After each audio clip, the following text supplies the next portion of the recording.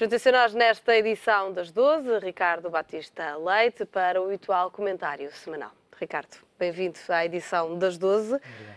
Faz um ano que o Banco Espírito Santo caiu. Nas imagens que acabámos de ver já há pouco, Carlos Costa anunciava o fim, aquilo que acabou por ser o fim do BES. Acha que a solução encontrada, a medida de resolução, foi a melhor para resolver este problema? Olhando agora retrospectivamente, nós de facto chegamos à conclusão, primeiro, que entre as várias soluções que existiam para resolver o problema BES, provavelmente este foi o mal menor.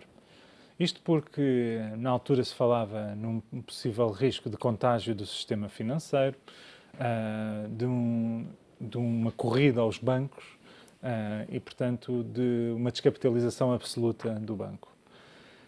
Havia aqui alguns riscos, porque estamos a falar de uma solução que a União Europeia desenhou, procurando responder a um problema passado, sendo que nesse passado não havia soluções e, portanto, foi necessário desenhar uma solução nova, mas acabou por ser um projeto piloto sobre algo com um impacto brutal na nossa economia e na nossa sociedade.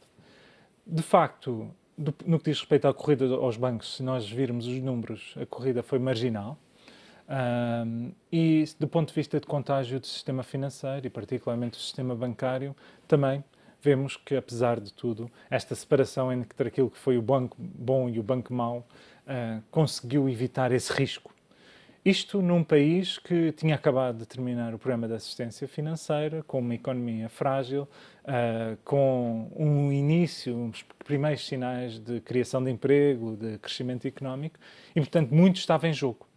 Eu creio que a solução encontrada foi, como eu disse, o mal menor, que conseguiu evitar os riscos maiores, sendo que a avaliação final só poderemos fazer se calhar daqui a alguns anos, olhando retrospectivamente, porque há algumas perguntas que carecem de resposta, objetivamente. Nomeadamente saber se os contribuintes vão ou não pagar esta fatura. Há, da parte do Governo, e foi anunciado pelo próprio Primeiro-Ministro, a vontade de evitar que o BES se transforme num novo BPN, que acabou por ser, por opção do Governo de então, alvo de uma injeção de capital público que, objetivamente, entrou num buraco negro, dinheiro esse de todos nós, pagadores de impostos, que nunca mais veremos. E, portanto, há aqui uma intenção, utilizando este processo do modelo de resolução, que seja o próprio sistema bancário a suportar eventuais déficits que possam ser gerados no processo de venda do novo banco. E, portanto, temos que esperar para ver primeiro, e esta é a primeira questão, antes de especular, é qual será o valor pago pelo potencial comprador do novo banco, sendo que, agora em agosto, provavelmente teremos mais informações sobre essa matéria. Outra questão que ainda está no ar diz respeito ao banco mau. Nós ainda desconhecemos em detalhe qual é a dimensão da dívida dos credores do banco mau e como é que esse problema irá ser resolvido. E, portanto, creio que essa é a segunda grande questão. A terceira grande questão são os pequenos e médios credores, que, a meu ver, e já o disse aqui, têm que ter uma solução. Infelizmente, não é uma solução fácil. Houve uma proposta de Carlos Tavares, da CMVM, que não foi acolhida por parte do Banco de Portugal e, portanto, o Banco de Portugal, de facto, tem esta responsabilidade, juntamente com a direção do novo banco, de Eduardo Stock da Cunha, de apresentar uma solução para estes pequenos e médios credores. Segundo informações que li na imprensa, há algumas propostas que estão em cima da mesa, particularmente para os depósitos de imigrantes, que não têm sido acolhidas da forma positiva por parte desses depositantes. Agora, naturalmente, haverá um processo negocial que eu espero que seja bem concluído. Quem é que vai pagar as indemnizações, Ricardo? As indemnizações das ações interpostas, nomeadamente ao BES, ao novo banco. Quem é que vai pagar estas indemnizações? Quem comprar o novo banco não vai querer herdar esta herança. Por isso é que eu disse que há perguntas por responder, entre as quais essa, e razão pela qual, para mim, a questão da compra do novo banco é mais do que o dar os 4,9 mil milhões ou não pelo banco. Aliás, é muito mais do que isso. Creio que a incerteza associada ao que é que estão a comprar poderá estar a condicionar a saída de alguns dos concorrentes. Como sabemos, havia outros concorrentes inicialmente interessados que se afastaram. E, portanto, temos que ver o verdadeiro caderno de encargos para perceber o que é que está a ser comprado e o que é deixado para trás. Só nesse momento é que poderemos fazer uma avaliação concreta de qual é o valor das dívidas. Também teremos que esperar pela resolução dos processos judiciais em curso e só no final é que poderemos avaliar, sendo certo que todo este processo está feito, e é isso que eu também defendo, não devem ser os contribuintes a pagar pelos erros da má gestão de um banco privado, como foi o caso. E, portanto, terá que ser o sistema bancário de acordo com aquilo que todos acordaram no âmbito do projeto de resolução. Uma última questão ainda sobre a questão BES. A venda que agora se anuncia com estes 3 potenciais compradores preocupa de alguma forma ou acha que os interesses da banca e desta instituição em particular vão estar acautelados? Em que medida é que considera? Se todas as regras vão ser respeitadas, se os depositantes podem estar assegurados de que tudo vai corresponder àquilo que é exigido pelas normativas europeias, nomeadamente. Bom, isso é uma obrigatoriedade de qualquer banco que funciona sob a chancela do Banco Central Europeu, é funcionar sob as suas regras e, portanto, eu creio que nesse aspecto podemos ficar todos tranquilos. Compete depois ao Banco de Portugal e ao novo proprietário do novo banco assegurar aos seus depositantes o que têm a assegurar, sendo certo que temos ouvido da parte de Eduardo Stock da Cunha não apenas palavras de tranquilização para os seus depositantes, como um apelo à confiança na instituição para que façam cada vez mais depósitos e recursos àquele banco para novas soluções financeiras e, portanto, tudo leva a crer que os responsáveis pelo processo estão a cautelar devidamente os interesses daqueles que são os principais interessados, que são os depositantes e clientes do banco. Passamos ao seguinte tema. Na semana passada soubemos os números do desemprego de junho e também a revisão da taxa de desemprego de maio. 12,4%. São números ainda elevados, mas que já denotam aqui alguma melhoria, nomeadamente relativamente ao pico de 17,7% que tivemos. Sim, tem havido uma enorme dialética e retórica em torno dos números e particularmente da redução significativa da taxa de desemprego. É preciso não esquecer que quando atingimos o pico da crise, em pleno programa de assistência financeira, tivemos de facto uma taxa de desemprego de 17,7%, hoje está em 12,4%, sendo que o número de desempregados hoje é objetivamente menos do que aqueles que tínhamos no período homólogo do ano passado. Isto é o que é taxativo. Mas eu admito que, com base naquilo que eu tenho lido da crítica, particularmente da oposição ao governo e de algumas organizações sindicais, que não haja uma concordância absoluta destes números, considerando que estes números de desempregados excluem aqueles que já não procuram emprego, portanto, os chamados desencorajados, que sabemos que são cada vez menos, invocam a questão da imigração, invocam até o suposto aumento do trabalho precário. Sendo que eu nunca me esqueci da frase de Carlos Silva, da UGT, que diz que não há nada mais precário do que estar desempregado. Mas dito isto, então eu acho que a forma mais objetiva de olhar para a questão do desemprego, e é algo que eu não tenho visto ninguém fazer, é olhar para a criação de emprego.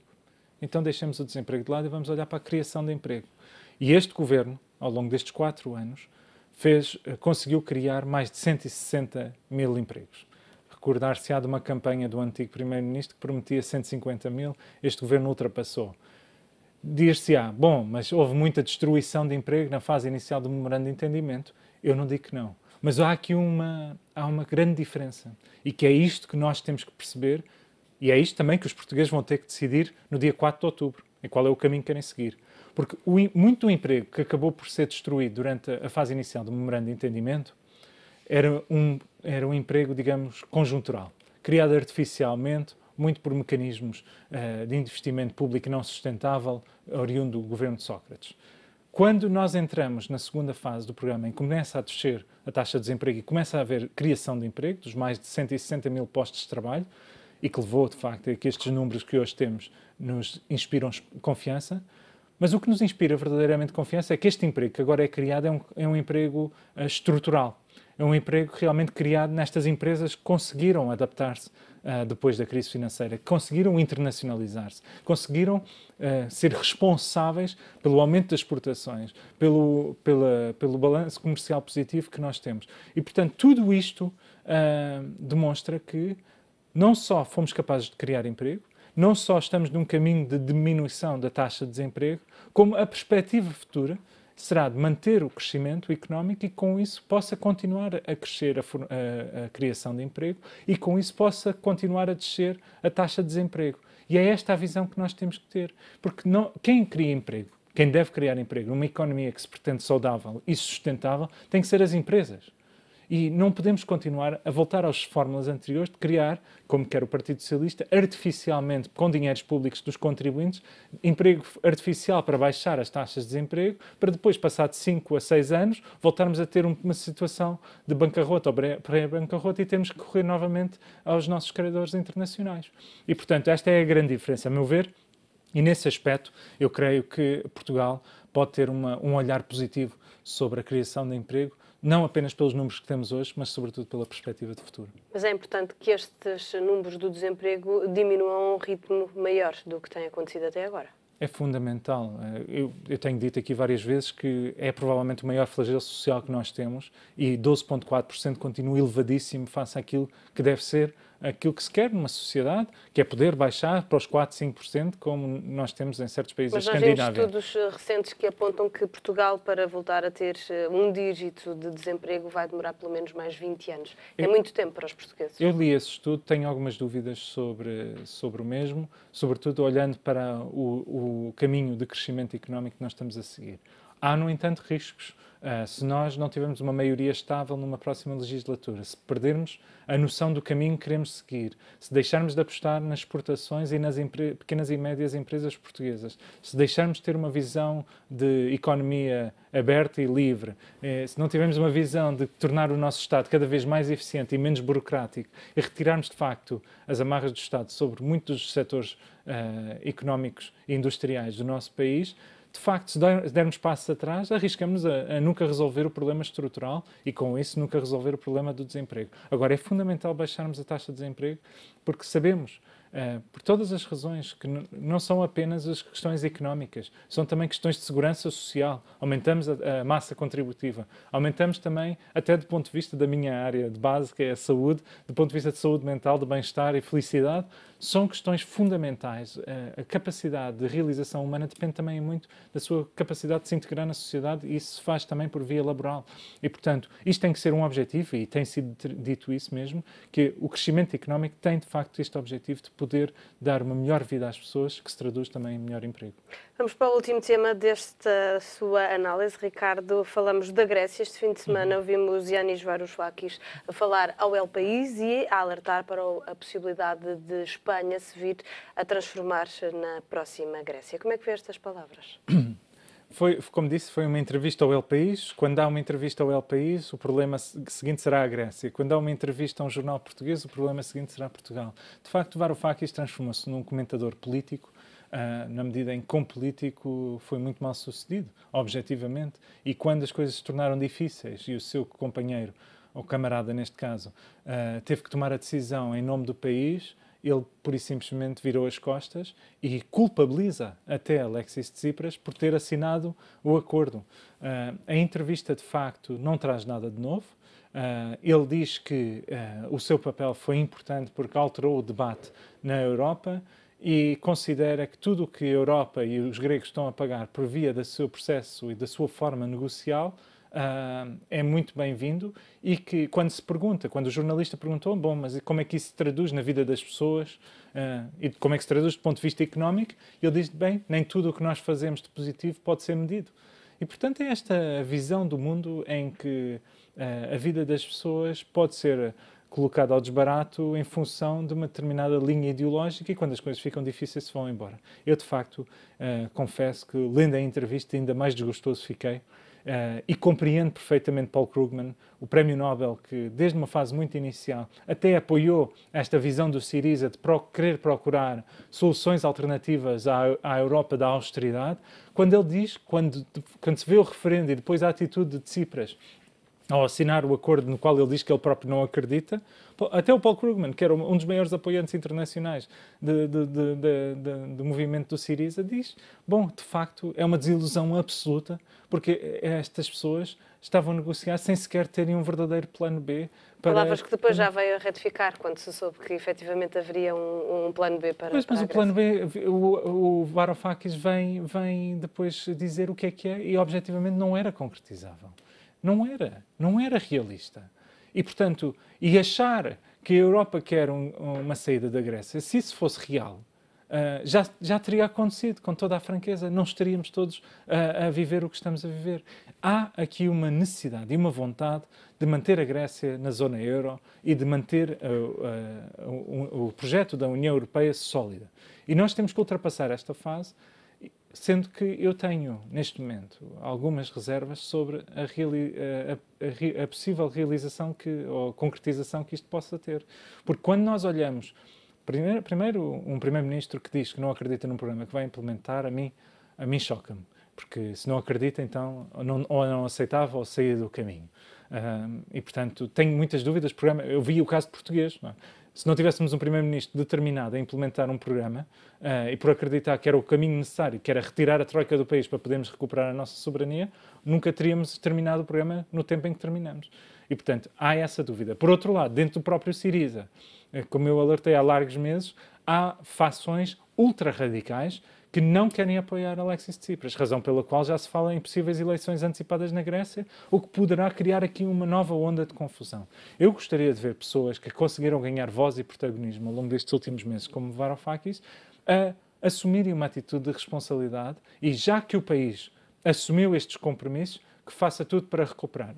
Mas há aqui uma parte que eu compreendo. E termino com isto, sei que estamos com o tempo contado. Eu compreendo que quisessem fazer tudo já. Mas, quando olhamos para o caso português, é preciso perceber que há passos que têm que ser dados. E começam pelas conquistas de confiança. Fala-se muito na renegociação da dívida. Portugal renegociou taxas de juros. Portugal renegociou maturidades das suas dívidas. Portugal hoje tem taxas de juros em níveis recorde.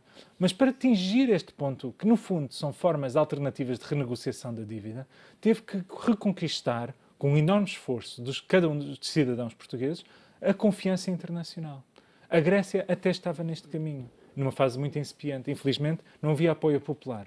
Mas agora que este governo até conta com o apoio popular, em vez de terem estes discursos catastrofistas, em que não são capazes de ter um olhar positivo sobre aquilo em que estão a viver, seria importante que Varoufakis, Alexis Tsipras e os demais responsáveis de Syriza pudessem apelar à responsabilidade coletiva, porque estou em crer que, se trabalhassem, seriam capazes de reconquistar a confiança e, com isso, depois conseguir melhores condições no futuro.